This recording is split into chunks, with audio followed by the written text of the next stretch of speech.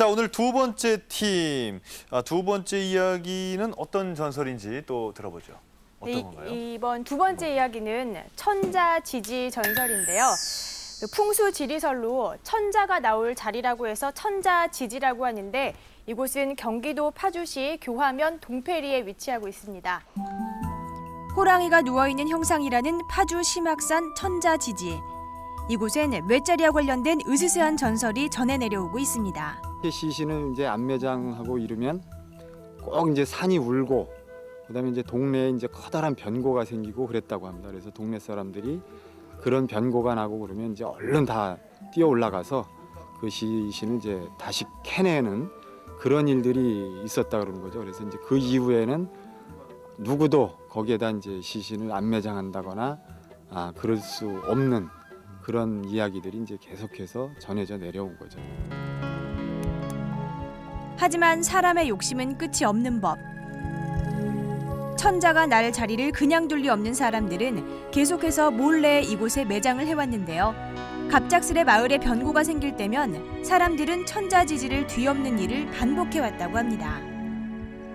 자, 이하 기발한 팀은 지난주에 코믹물에 도전을 했는데 이번 전설은 좀 으스스한 건데요. 과연 어떻게 재해석했을지 만나보겠습니다. 한석준 아나운서. 전설 자체가 좀 으스스하네요. 네. 근데 이 비슷한 전설이 제주도에도 하나 있는 걸로 알고 있는데 제주도 얘기 아시죠? 경기도에도 있군요. 아무튼 무서운 얘기들은 좀 동네마다 좀 비슷한 면이 있는 것도 같고요. 이하 기발한 팀을 자리로 모시겠습니다. 어서 오십시오. 박수 보내주십시오. 두 번째 주인공 방송작가 교육원의 이야기 바란팀.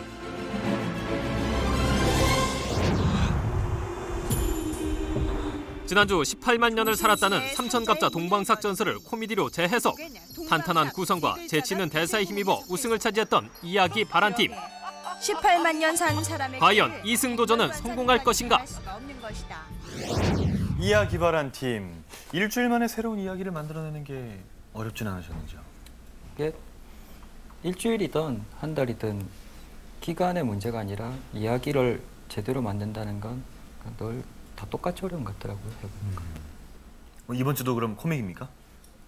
이번 주에는 이 무서운 전설을 가지고 저희가 무섭고도 슬픈 이야기를 한번 준비해봤습니다. 무섭고도 슬픈 이야기요. 네. 좋습니다. 여러분, 이하 기발한 팀의 이야기 박수로 청해 듣겠습니다.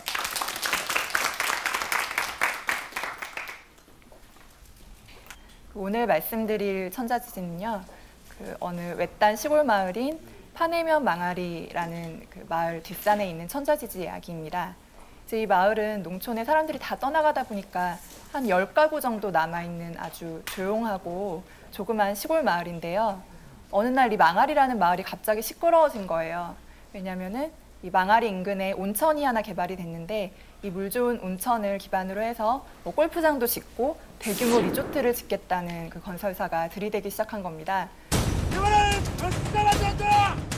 노총각 청년회장 남이수를 필두로 연일 개발 반대 시위 중인 망하리 주민들. 반대한다! 반대한다!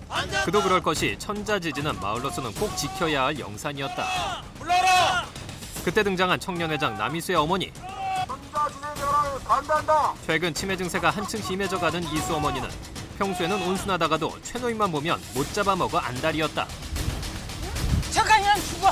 너희는 죽어. 저가이는 죽어. 나도 죽어. 살림 거덜내고 사라졌다는 아버지를 대신해 이수 모자를 돌봐준 최노인이건만 그걸 아는지 모르는지 늘 이수를 곤란하게 만드는 어머니였다. 어르신, 매번 죄송해요. 괜찮네.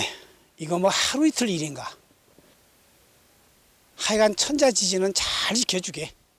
이건 우리 마을의 명운이 걸린 일이야. 최노인은 뒷산 천자지지를 건드렸다간 마을에 우환이 생긴다며 접근 자체를 금지했다.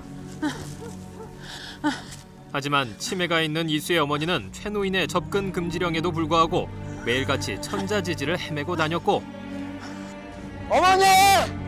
그런 어머니를 찾아다니는 건 이수의 주요한 일과였다.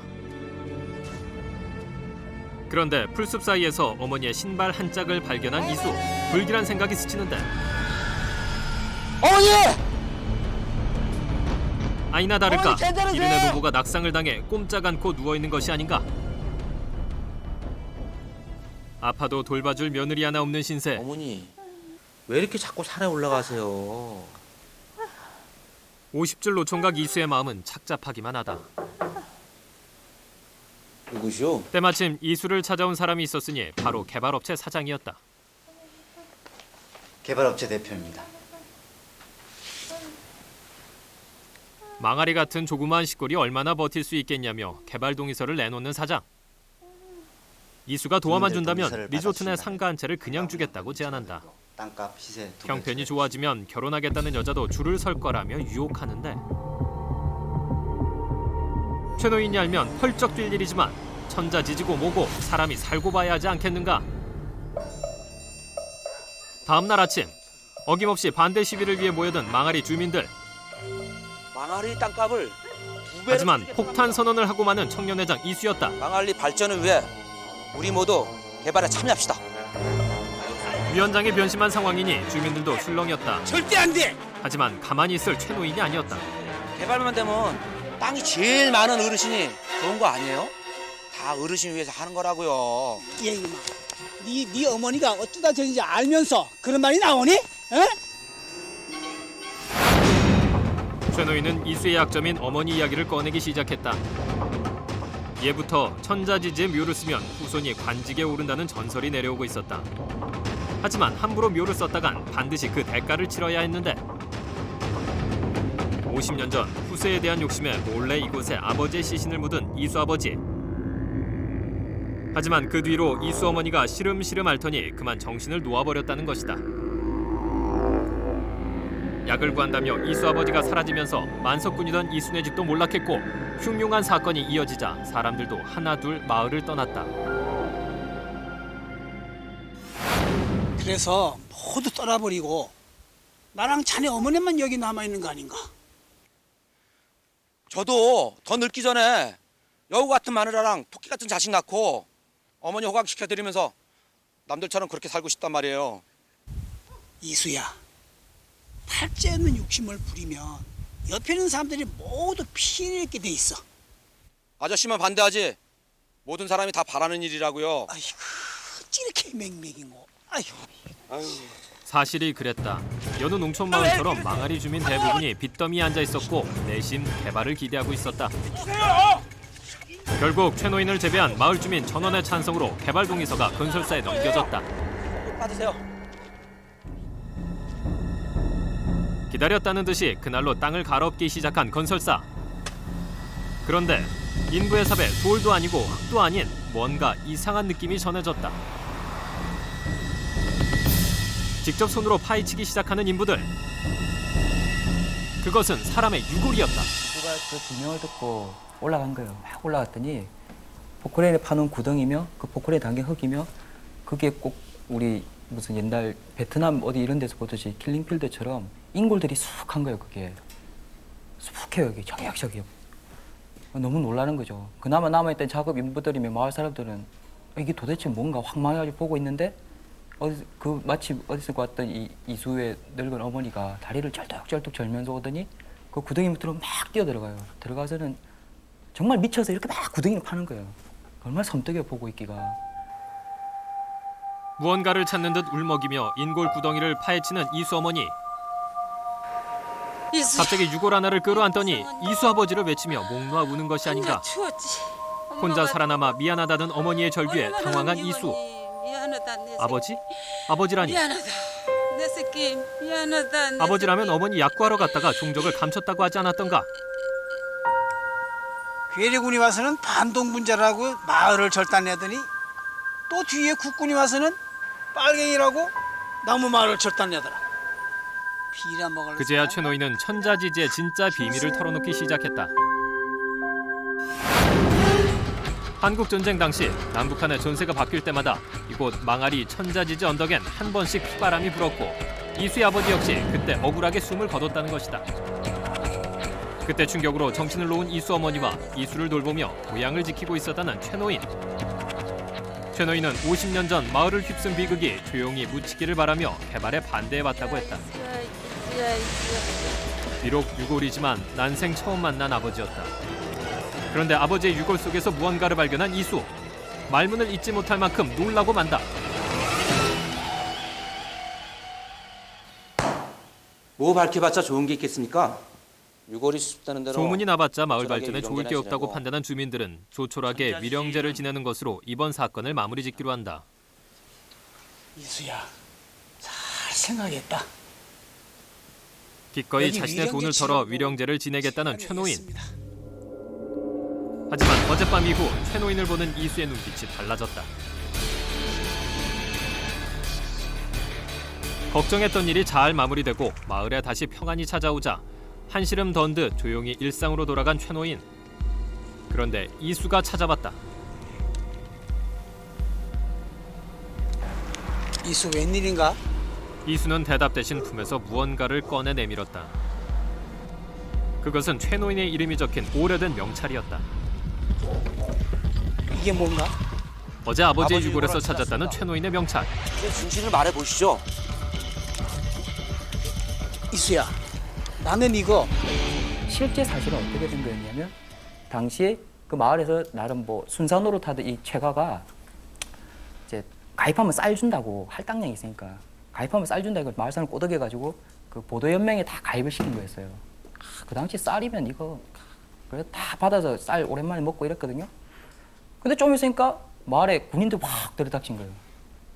망아리가 빨갱이 소굴이다 이거지.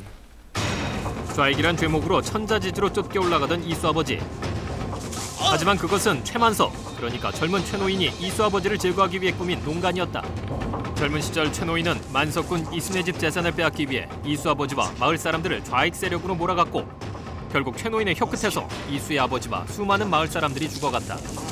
마지막 순간 이수의 아버지는 끌어올리는 분노로 최노인의 이름표를 움켜쥐었던 것이다.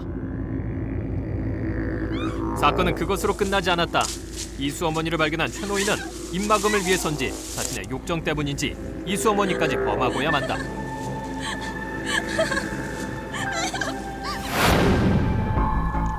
어젯밤 아버지의 유골을 찾은 이후 정신이 맑아진 어머니를 통해 모든 사실을 알게 된 이수는 분노했다.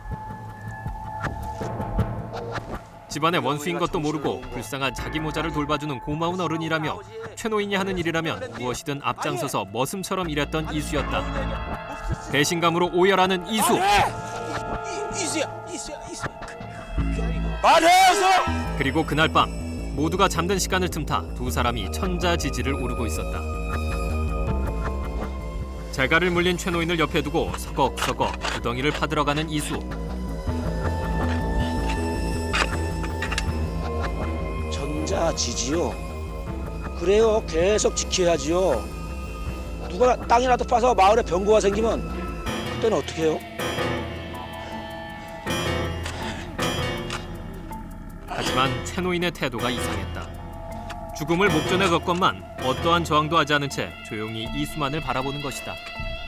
죽기 전에 할 말 있으면 한번 해보시오. 유언이라도 남기라며 최노인의 재갈을 풀어주는 이수. 이수야. 최노인은 천자지지의 마지막 비밀을 털어놓았다. 그것은 이수 출생의 비밀이었다. 이수는 아버지가 죽은 뒤에 잉태된 최노인의 아이였던 것이다.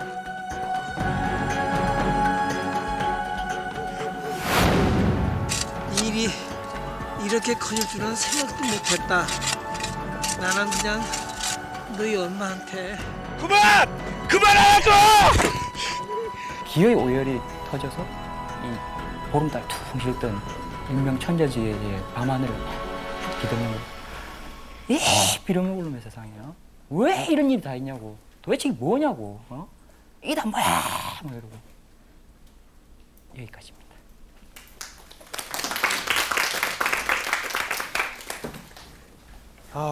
네.